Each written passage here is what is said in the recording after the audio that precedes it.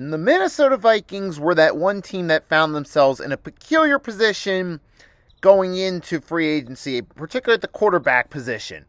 Let's talk about it. Fasten your seatbelts for the realest Eagles and Sixers YouTuber! One who plays no clickbait and gets to the point! The myth, the legend, Nicky Steves! Come to my channel, you know the deal. Yo, boy, always keeps things real. I'm simply statue think they slate, dropping unrealistic mad 2K takes for the clip. Even though cats like that get views closer to the milli, never hear me preach, slip on to Philly. Before you watch the Eagles all the way through the early 22, authentic talk, forget what others do. Come to my channel, you know the deal. Yo, boy, always keeps things real. The 24/7, 365 way. Sports content for the reals to fill the day. One of the most discussed teams with quarterbacks, as far as it's concerned, going into free agency was the Minnesota Vikings.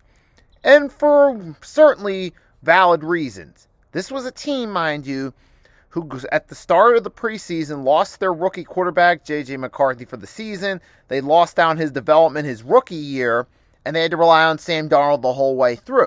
Now, during that season, Darnold led them to a 14-3 record, 35 touchdowns and 12 interceptions, first Pro Bowl, career best season.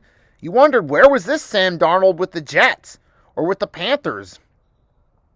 Well, we finally got it. So Sam Darnold's got one Pro Bowl nod under his resume, so he at least avoids being a complete bust. So now there was the question of what would the Vikings do? Would they run it back with Darnold again?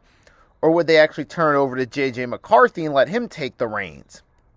We got our answer earlier today with as far as the Vikings go, because Sam Darnold signed a deal with the Seattle Seahawks. The Vikings are moving forward with J.J. McCarthy. And I say it's the smart move. Now, on paper, this seemed like you could go either way. There were rumors and all that. And I understand that. I understand why some people were maybe thinking they should run it back with Darnold because, hey, you found the guy who fit the system. J.J. McCarthy, you're not sure yet. Darnold seems like the safer option, but here's a couple things you got to consider. Number one, just because a quarterback has an outstanding year one season doesn't mean that magic always repeats. Now, take a look at what happened with Geno Smith, 2022. He found that magic in Seattle. He made the Pro Bowl, snuck the Seahawks into the playoffs. But then 2023 and 2024, while Smith wasn't horrible, he was unable to recapture the magic he had his first season in Seattle. And ultimately, they got stuck in mediocrity land. And now they're going full-blown rebuild. And for the Vikings, while they certainly did much better with Sam Darnold's one season than they did that as a team than Geno Smith with the Seahawks as a team in 2022, respectively, the Vikings drafted J.J. McCarthy to be the future of the franchise. And with that being said, Sam Darnold, while it looks great on paper, here's the thing you got to remember, too, with Darnold. In the two most important games of the season, he ultimately flopped. First, we start with the Detroit game, Week 18, to determine who would get home field advantage. Darnold stunk up the joint in that game.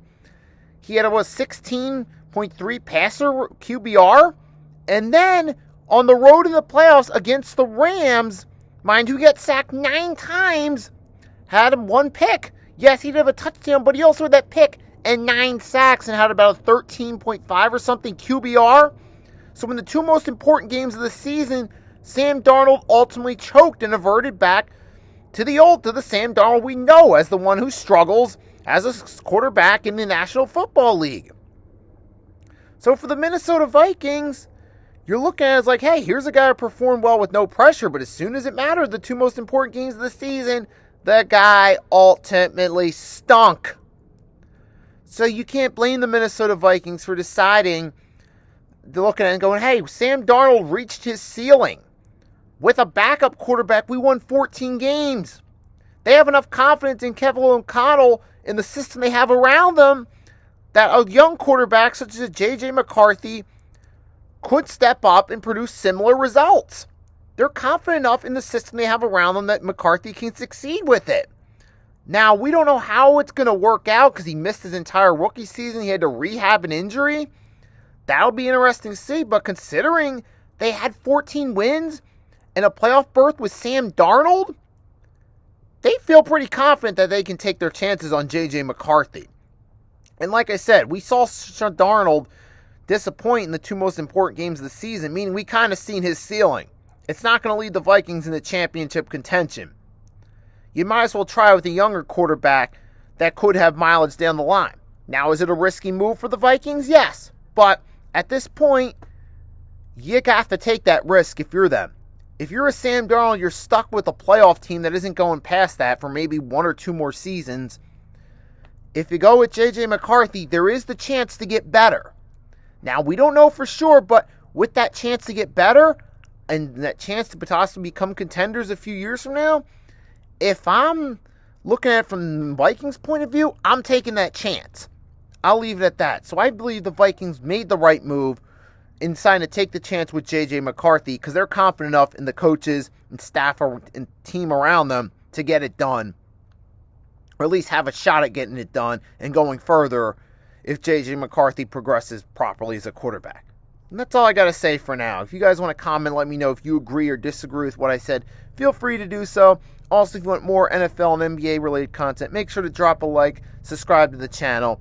Till next time, it's your boy Nicky Steve signing off. Catch you later.